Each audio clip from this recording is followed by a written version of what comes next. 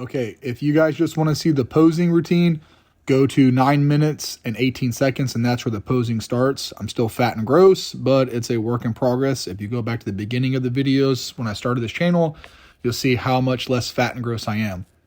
Okay, so this week right here, I like to start with triceps first, and I start with the V-bar press down instead of starting with biceps. Now, the first night of the week, I start with triceps when I do my arms, and the second time I work my arms out, I start with triceps.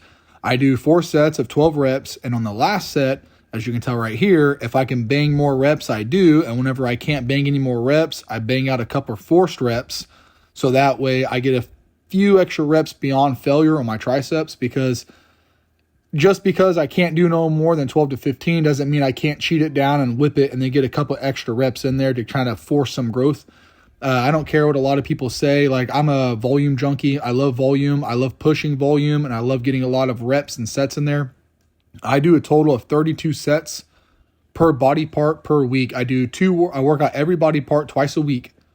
And then I do 16 sets per body part per night whenever I work it out. And then right here on these rope press downs, you can tell I do the same thing I did for the V-bar press down. And I can't do that with these overhead tricep extensions. I can't really cheat them, and I don't try to. I do something slightly different with this, but with the V-bar press down and the rope press down, I try to do the exact same thing where I do 4 sets of 12, and the last set, if I could do more than 12, I do more than 12, and then whenever I can't do more, I'll bang out a couple forced reps. Excuse me. Now, this right here, I do nice, slow, and controlled. I like to hold a nice, constant plane of motion. I don't try to pause or stop or flex. I just try to keep the weight moving through. Then when I get to the end of my last set, as you can see right here, I try to get an exaggerated stretch on the triceps by leaning my arms back. I know it doesn't look like much right here, but when you're already fatigued and pumped up and you stretch those triceps way far back as you can comfortably, it really stretches the crap out of them, and it makes you have a lot more emphasis on that meatier part of the tricep. From there, I like to go to reverse grip tricep press down, which is the exact same thing I do for the other one. Same set, same scheme, same everything. A lot of people say doing all this variety is not necessary. You don't have to do underhand. You could just do overhand. You don't have to change your angle or variety or grip, but I like variety. I like doing different angles. I like doing a lot of volume, a lot of sets, a lot of reps. Because to be honest, if I can do V-bar press downs with 150 pounds, but I can only do these right here with 80 pounds, but I feel like I still get the same amount of work as I did with the other one, I want to use less weight and feel like I'm still achieving the same amount of fatigue and stress on the muscle. It just feels like I get something different out of it. Whether I am or I'm not, I don't care. I just like variety, and I like the way these exercises feel. They're fun to do. Just like right here, moving to spider curls. I like spider curls a lot. And the funny thing is, you can actually look at the research. I do these the same, guys. Everything I do is 4 sets real quick. I do 4 sets of 8 to 12 reps. My last set, if I could get over 12, I do over 12. If I can cheat it, I'll cheat it. So back to what I was saying. These right here, you get a good stretch at the bottom. Get a good, nice stretch. But I can't really curl all the way up and get a full closed arm contraction, right? So this, to me, is a lower end, mid-range exercise. To me, personally, this is how I feel about it. So I train the low end, like the stretch of the bicep. And then I can't get no more. You can see I do these little partial reps right here at the bottom.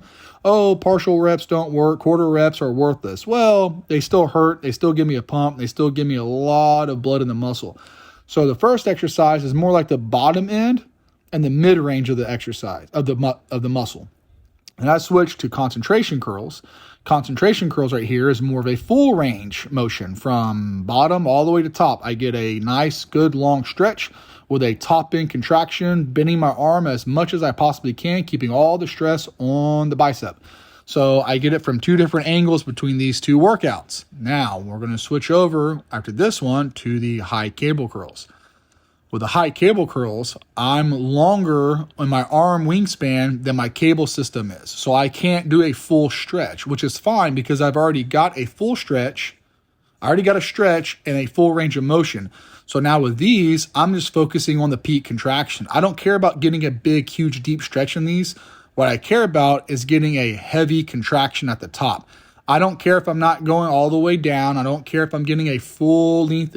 Oh, you got to stretch the muscle. You get more growth out of it. Well, I've already successfully done that with the first exercise. So now I just want to work on peaking the muscle. So just getting a full, hard, as much as I can bend my arm contraction and keeping all the tension on the bicep at the top end instead of on the bottom end of the bicep.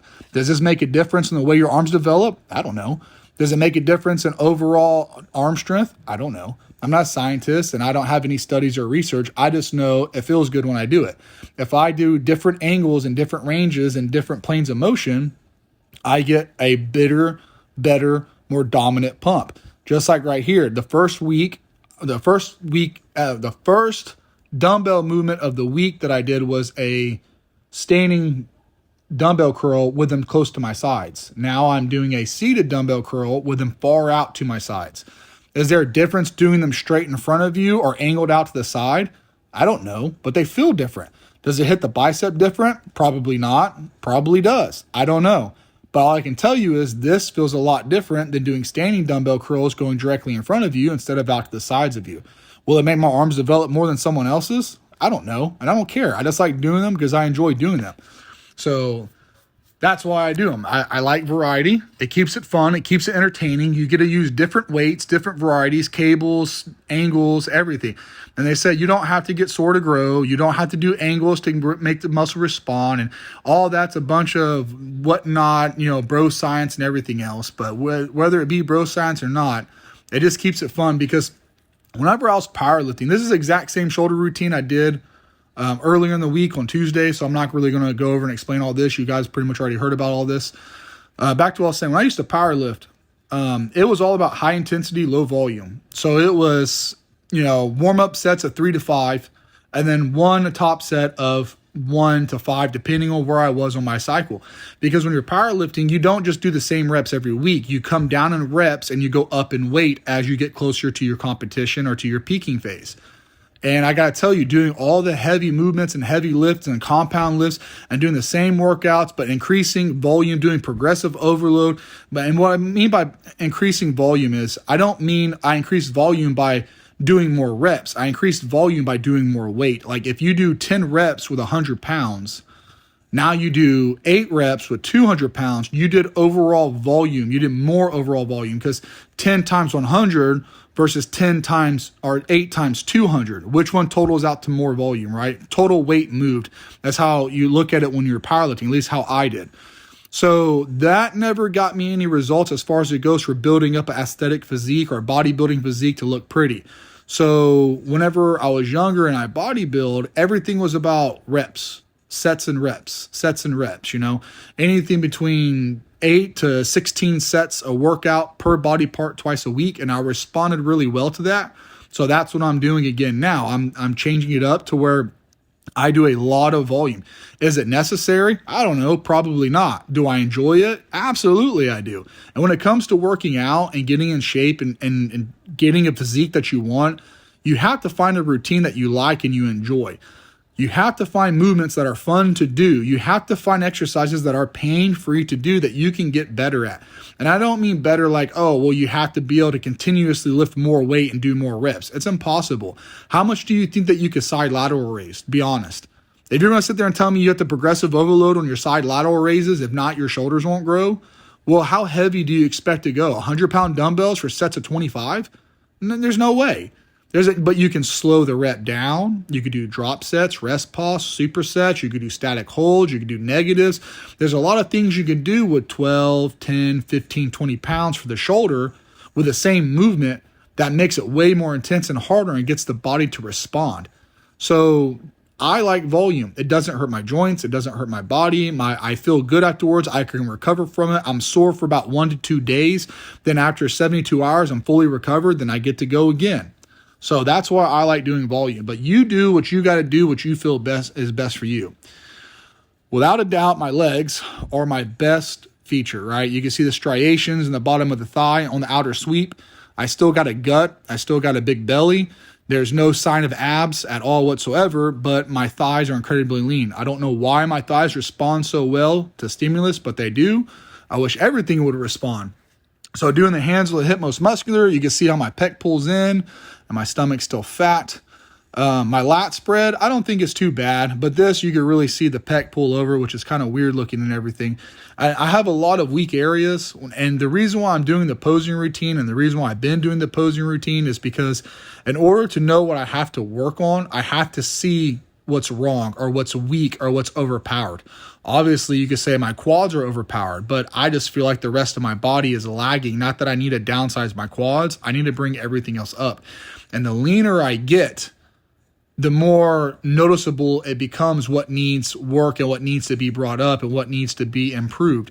And until I get lean enough to where I have my abs actually fully out and developed and all my upper body fat down to about where my lower body fat levels are, I'm not going to be able to see what the true symmetry and proportions are of my upper body to my lower body, from my shoulders to my chest to my arms to my back, to see what I really need to work on. And how I'm viewing it is, I keep losing size the more weight I lose. And I'm losing size in my arms. I'm losing size in my chest, my shoulders, my back. I've lost size everywhere, including my legs.